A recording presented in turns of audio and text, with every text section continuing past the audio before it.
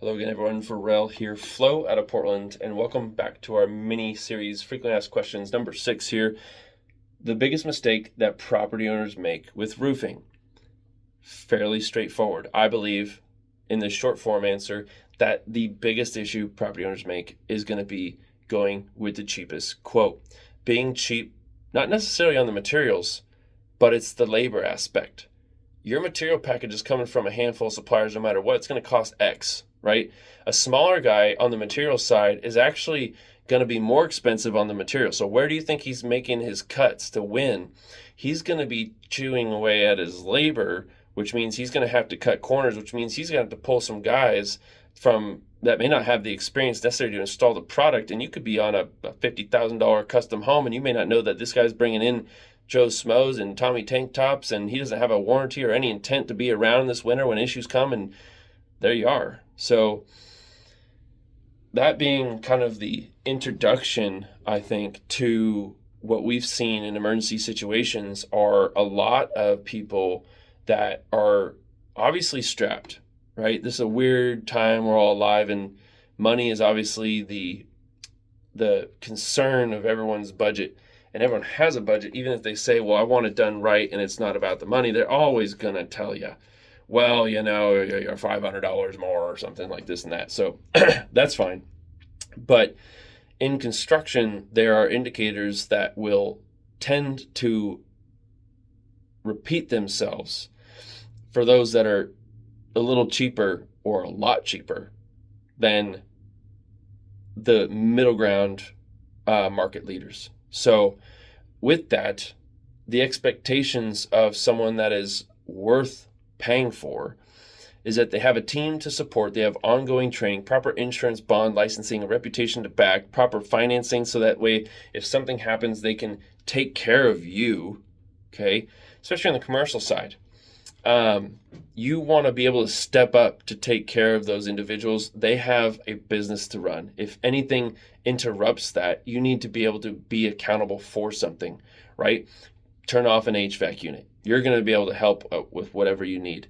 If you're going to have, a crane in the drive parking lot and it's obstructing delivery, something, you need to account for the foresight of the production necessary, and you're not going to find a higher caliber individual cutting corners, but also having the combination of experience necessary to handle the balance necessary of scheduling, material installation quality, the ongoing training, the communication necessary, the ordering properly, the inventory, right, the deliveries. And with that, we are blessed here at Flow to have some incredible individuals step over from other market-leading companies to join in our pursuit of perfection, an ever-going goalpost that is never going to be reached, but it's a moving goal. We're always reaching for it. And we find, so the example today that happened was in comparing apples to apples. We at least are provided the time of day for extending everyone's budget, which means typically sometimes you'll find a client will be like, well, take a look at this quote. Let me know what you think. And, we're looking at it, and this is like a family friend of one of our estimators. And, they're considering like, okay, well, this particular quote was right around 80,000. Okay. And we're looking at it, because we're not at 80,000. We're like, they're using asphalt components, literally stating that it's an asphalt component on a standing seam metal roof. Okay. This ain't a pole barn. This was a high spec custom, like Newburgh winery build. Clear story, flashing, beautiful architecture. We're like, Mr. Friend here, like they're definitely, this might be their first metal roof because they're not even listing the proper components that you need, let alone do they have the proper experience, okay? So not only was it a different gauge, or they're using like different flashings and different components, I think it was matching, there was no warranty implications or anything. We had to let them know, like, this is a rotten banana compared to like a Del Monte a Hood River peach is what we're trying to be. We want to be that sweet and succulent. We want to be the savored and cherished, like the respected, and we are truly honored in any of the considerations that we get. We're not taking it for granted. And so when we saw that, we saw, first off, like you as a client, if you hear this and we're trying to literally bullet point things out to try to make it easy to understand, you almost feel like that person who is the lower number, right? I can't imagine. If I was the buyer, I'd be like, if someone actually brought to light that, if I was going to go buy a Toyota Camry and it was new on the lot, 0 miles, right? And the dealer was saying something like, oh yeah, we're going to throw these used tires on it, and there's not going to be a powertrain warranty or whatever, and I'm going to go expecting to get 250,000 miles out of this thing.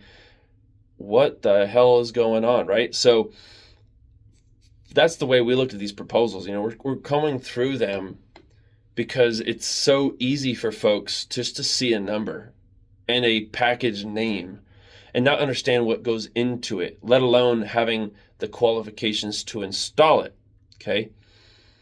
And so this happens every month.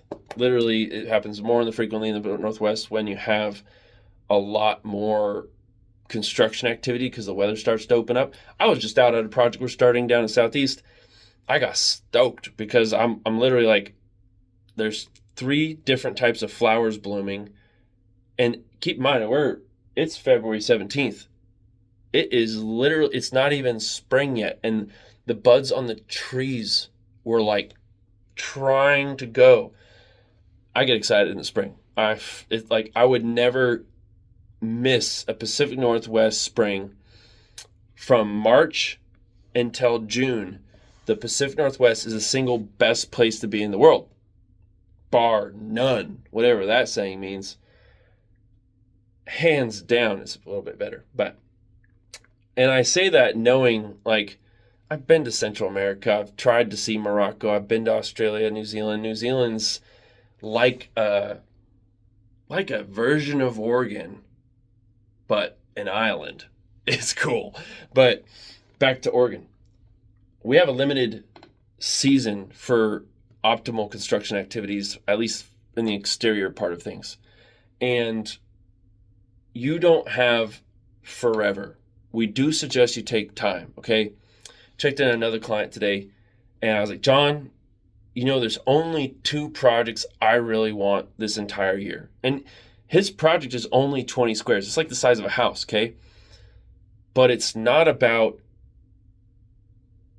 the money.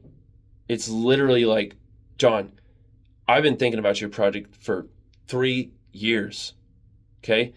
And I keep driving by it, and he stopped by the shop last year. He's like, he literally came through the office, and I was like, John? We're talking. He's dealing with a bunch of HVAC deals. He's sitting on this commercial property, and he's like, I definitely want to give you guys a first shot. And we're just chit-chatting. I'm like, well, John, you're my top 2 for the roofs I really want. They're ego roofs. The ego roofs for me are kind of what light my fire and chasing things that test us as a company in my own personal growth and my own journey in roofing. And keep in mind, it's only 20 squares, right? It's with ISO tear down permits and everything. We're talking like 30, 35K, right? And I'm going to give him a deal. Like, I'm like, John, you know who to come from. And you know what I'll do to make sure that I can work with you? I'm going to make sure he's happy. So that being said, appreciate your time taking the call today, John. That was amazing. The other project, which we won't go into yet, talked to the guy last week, and I was like, what if I brought steaks over to your office just to see what's going on? And he's like, oh no, we're in Lent, so make it pizza, which it wasn't about the food. Again, it is literally the fact that he's considering us for his project is again a huge honor. And so I like to invest in the people that see our value, and with that, the folks that and back in the day, not to stutter and everything, but back in the day, as Jocko would say, it's it was it was a survival situation to win at all costs in construction. As a subcontractor, as a gutter subcontractor, I was, in a lot of instances, generally the cheapest gutter subcontractor anyone had ever seen, because I was willing to feast or famine my way through that journey. Those first couple years wearing the belt, I bought the machine, Dad bought the truck. It was brutal. I would maybe average less than a couple $100 profit a day.